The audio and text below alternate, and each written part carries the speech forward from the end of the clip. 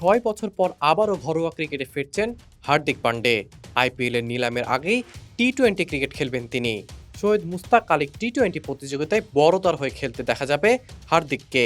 ভারতের টেস্ট দলে তিনি দীর্ঘদিনই সুযোগ পান না, ফলে অস্ট্রেলিয়া সফরে সিনিয়র ক্রিকেটাররা ব্যস্ত থাকার সময় হার্দিক গা ঘামাবেন সাদা বলের ক্রিকেটে। 4টি টি-20 ম্যাচ খেলে সম্প্রতি দক্ষিণ আফ্রিকা থেকে ফিরেছেন হার্দিক। তবে নিজেকে ফিট রাখার লক্ষ্যে বসে থাকতে চান না, তাই সৈয়দ মুস্তাকে খেলার সিদ্ধান্ত নিয়েছেন তিনি।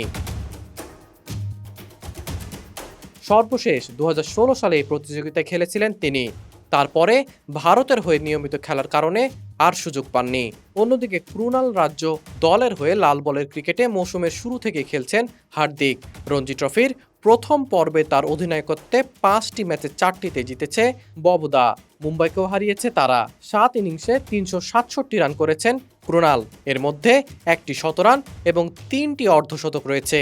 লাল বলের ক্রিকেটে খেলার আগে কর্ণাটক রাজ্য সংস্থার হয়ে একটি প্রতিযোগিতায় নেমে ফাইনালে শতরান করে নিজের দলকে ট্রফি জিতিয়েছিলেন ক্রুনাল। গতবার সৈয়দ মুস্তাকের ফাইনালে উঠেছিল বরোদা, হারে পাঞ্জাবের কাছে। এবার ট্রফি জয়ের জন্য তারকাখচিত দল করা হয়েছে। মুন্নার রিফাত, বিডি আর্কাইভ।